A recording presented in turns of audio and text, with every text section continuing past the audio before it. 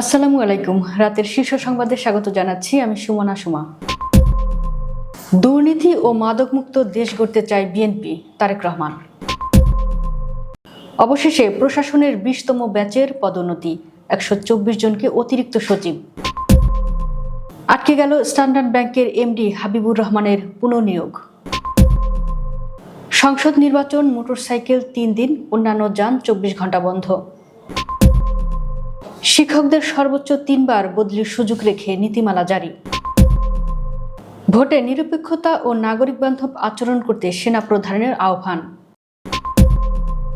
গত সরকারের আমলে ব্যবসায়ী সংগঠনগুলো পুতুলের মতো আচরণ করেছে, গভর্নর।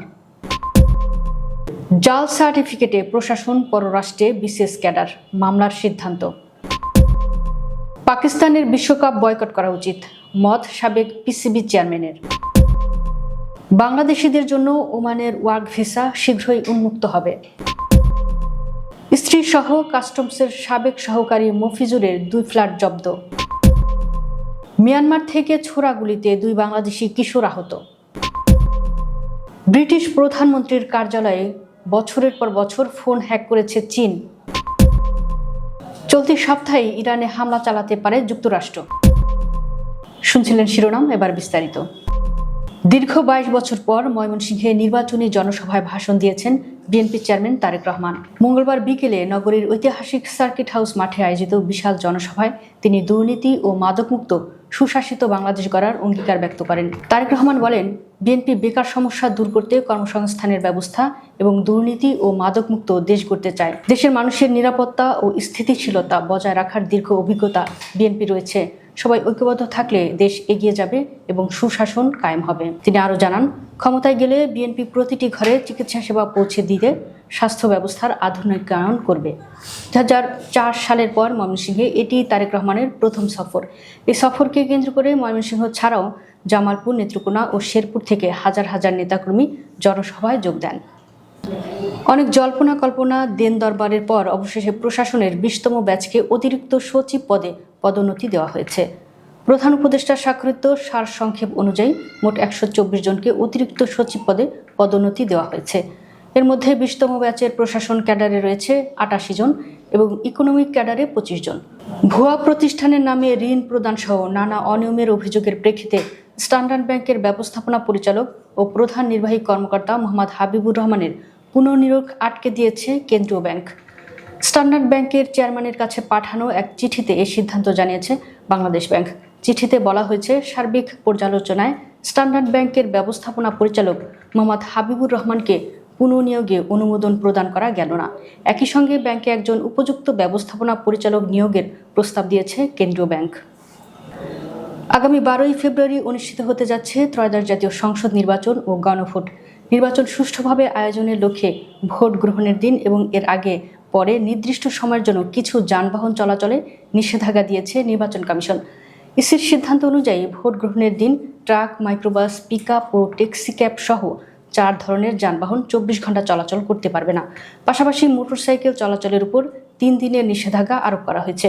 মঙ্গলবার নির্বাচন পরিচালনা 2 অধিশাখার উপসচিব মোহাম্মদ মনির হোসেন স্বাক্ষরিত এক চিঠিতে সড়ক পরিবহন ও মহাসড়ক বিভাগকে এসব নির্দেশনা বাস্তবায়নের অনুরোধ জানানো হয়। একজন শিক্ষকের কর্মজীবনে সর্বোচ্চ 3 বার বদলির সুযোগ রেখে স্বয়ংক্রিয় সফটওয়্যারের মাধ্যমে বেসরকারি শিক্ষা প্রতিষ্ঠানে কর্মরত এমপিওভুক্ত শিক্ষক বদলির সংশোধিত নীতিমালা 2026 প্রকাশ করেছে শিক্ষা মন্ত্রণালয়। নিজ জেলায় পদ শূন্য না থাকলে নিজ বিভাগের যে কোনো জেলায় শূন্য পদের বিপরীতে বদলির আবেদন করতে পারবেন শিক্ষকেরা। মঙ্গলবার শিক্ষা মন্ত্রণালয়ের মাধ্যমিক ও উচ্চশিক্ষা বিভাগ এসব শর্ত রেখে একটি নীতিমালা জারি করেছে। বেসরকারি স্কুল কলেজের এমপিওভুক্ত শিক্ষকদের জন্য এর নীতিমালা প্রযোজ্য হবে। সামরিক বাহিনী ও বেসামরিক প্রশাসনকে পেশাদারিত্ব, নিরপেক্ষতা ও নাগরিক বান্ধব আচরণের মাধ্যমে আসন্ন ত্রয়োদশ জাতীয় সংসদ নির্বাচন ও গণভোটে দায়িত্ব পালনে আহ্বান জানিয়েছেন সেনাপ্রধান জেনারেল ওয়াকারুজ্জামান। মঙ্গলবার রংপুর সার্কিট হাউসে আয়োজিত সামরিক ও বেসামরিক প্রশাসনের কর্মকর্তাদের সঙ্গে মতবিনিময় সভায় তিনি এ আহ্বান জানান। এতে জেনারেল ওয়াকারুজ্জামান বলেন, আসন্ন জাতীয় সংসদ নির্বাচন ও গণভোট সুষ্ঠুভাবে সম্পাদনের জন্য সামরিক বেসামরিক প্রত্যেক প্রতিষ্ঠানকে সমন্বিতভাবে কাজ করতে হবে। বিগত আওয়ামী লীগ সরকারের আমলে ব্যবসায়িক সংগঠনগুলোর ভূমিকা নিয়ে কড়া সমালোচনা করেছেন বাংলাদেশ ব্যাংকের governor doctor Ahsan H Mansur. তিনি বলেছেন, গত সরকারের আমলে ব্যবসায়ী সংগঠনগুলো পাপেটের পুতুলের মতো আচরণ করেছে। তারা ঠিক হলে দেশের অর্থনীতিও ঠিক হবে। মঙ্গলবার international chamber of commerce Bangladesh আয়োজিত implication of LDC graduation for banking industry Bangladesh perspective শীর্ষক এক গোলটেবিল বৈঠকে তিনি এসব কথা বলেন। স্নাতক পরীক্ষার জাল সনদ দিয়ে বিসিএস ক্যাডার হওয়ার অভিযোগে 3 কর্মকর্তার বিরুদ্ধে মামলার সিদ্ধান্ত নিয়েছে দুর্নীতি দমন কমিশন। জালিয়াতির মাধ্যমে পাবলিক সার্ভিস কমিশনে ভুয়া তথ্য দাখিল করে প্রশাসন ও পররাষ্ট্র ক্যাডারের চাকরি নেওয়ার প্রাথমিক সত্যতা পাওয়ার পর এই ব্যবস্থা নেওয়া হয়েছে। মঙ্গলবার দুদকের প্রধান কার্যালয় থেকে ওই মামলার সিদ্ধান্ত নেওয়া হয়েছে বলে সংস্থাটির মহাপরিচালক মোহাম্মদ আক্তার হোসেন জানিয়েছেন।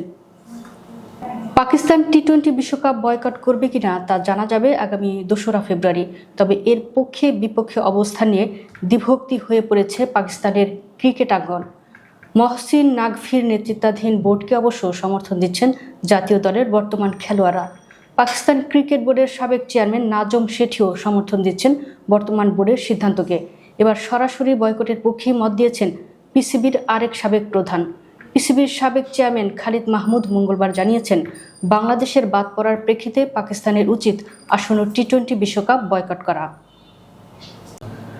বাংলাদেশিদের জন্য শীঘ্রই ওয়ানের ওয়ার্ক ভিসা উন্মুক্ত হচ্ছে বলে জানিয়েছেন দেশটির শ্রমমন্ত্রী ডক্টর মাহাদ বিন সাইদ বিন আলী বাওয়াইন সালিম আল বুসাইদি। গ্লোবাল লেবার মার্কেট সম্মেলনে আইন উপদেষ্টা ডক্টর আসিফ নজরুলের সঙ্গে সাইডলাইন মিটিংয়ে এই তথ্য জানান তিনি। এ সময় অনিয়মিত বাংলাদেশি কর্মীদের জরিমানা ছাড়া বৈধকরণে ওমান সরকারের উদ্যোগের প্রশংসা করেন উপদেষ্টা। এছাড়াও উপদেষ্টা বাংলাদেশি দক্ষ কর্মী যেমন প্রকৌশলী, চিকিৎসক, নার্সরাও যাতে করে ওমানের শ্রম বাজারে প্রবেশ করতে পারে এর জন্য ওমানের মন্ত্রীর সহযোগিতা চান। পাশাপাশি অদক্ষ আধাদক্ষ কর্মী ভিসার উপরও স্থগিত আদেশ পর্যালোচনার অনুরোধ জানান। কাস্টমস এক্সারসাইজ অ্যান্ড ভ্যাট কমিশনারেটের সাবেক সহকারী কমিশনার ভুইয়া মফিজুর রহমান ও তার স্ত্রী দিলশাদ জাহান লুসির নামে থাকা রাজধানীর দক্ষিণখানে 2টি ফ্ল্যাট ক্রোকের আদেশ দিয়েছেন আদালত। মঙ্গলবার ঢাকা মহানগর জ্যেষ্ঠ বিশেষ জজ আদালতের বিচারক মোহাম্মদ সাব্বির ফয়েজ দুর্নীতি দমন কমিশনের আবেদনের পরিপ্রেক্ষিতে এ আদেশ দেন। ঢাকা মহানগর দায়রা জজ আদালতের বেঞ্চ সহকারী মোহাম্মদ রিয়াজ হোসেন বিষয়টি নিশ্চিত করেছেন। কক্সবাজারের টেকনাফে মিয়ানমার সীমান্তের দিক থেকে ছোড়া গুলিতে মোহাম্মদ সোহেল ও মোহাম্মদ আবদুল্লাহ নামে 2 কিশোর জেলে গুলিবিদ্ধ হয়েছে। মঙ্গলবার সকাল 11:30টার দিকে উপজেলার হোয়াং ইয়াং ইউনিয়নের জিম্বংখালী সংলগ্ন নাফ নদী সীমান্ত এলাকায় এ ঘটনা ঘটে। চীন বছরের পর বছর ধরে ডাইনিং স্ট্রিটের শীর্ষ কর্মকর্তাদের মোবাইল ফোন হ্যাক করেছে, এমনটাই উঠে এসেছে ব্রিটিশ সংবাদ মাধ্যম দ্য টেলিগ্রাফের প্রতিবেদনে প্রকাশ করেছে। এই গুপ্তচর বৃত্তির অভিযানে সরকারের উচ্চ পর্যায়ের সদস্যরা আক্রান্ত হয়েছেন বলে ধারণা করা হচ্ছে। এর ফলে তাদের ব্যক্তিগত যোগাযোগ বেজিংয়ের হাতে চলে যাওয়ার আশঙ্কা তৈরি হয়েছে। ইরানের শীর্ষ কর্মকর্তাদের লক্ষ্য করে যে কোনো সময় হামলা চালাতে পারে যুক্তরাষ্ট্র। চলতি সপ্তাহেই এমন হামলা হতে পারে বলে আলোচনা চলছে, যদিও পরিস্থিতির উপর নির্ভর করে সময় পরিবর্তন হতে পারে। মঙ্গলবার এক বিশ্লেষণধর্মী প্রতিবেদনে এ তথ্য জানিয়েছে যুক্তরাজ্য ভিত্তিক সংবাদ সংস্থা মিডল ইস্ট আই।